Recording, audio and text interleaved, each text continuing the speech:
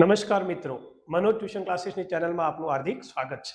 આજે આપણે ધોરણ 12 કોમર્સ સબ્જેક્ટ એકાઉન્ટન્સી ગાલા એસાઇનમેન્ટ વર્ષ 2026 એમાં આપણે ક્વેશ્ચન નંબર 47 એટલે કે સેક્શન એફનો પ્રથમ દાખલો ભાગીદારી પેઢીના વાર્ષિક હિસાબનો આજે આપણે અભ્યાસ કરીશું. ચાલો તો શરૂ કરીએ. દાખલા નંબર 47. મન અને મોહન મૂડીના પ્રમાણમાં નફો નુકસાન વહેંચતા એક પેઢીના ભાગીદાર છે. મન અને મોહન એક પેઢીના ભાગીદાર છે. નીચે દર્શાવેલા કાચા સરવૈયા અને હવાલાને ધ્યાનમાં લઈને ભાગીદારી પેઢીના વાર્ષિક હિસાબ તૈયાર કરો. તો આપણને કાચું સરવૈયું આપેલું છે અને જુદા જુદા આપણને 6 હવાલા આપ્યા છે. વાર્ષિક હિસાબનો નિયમ છે કે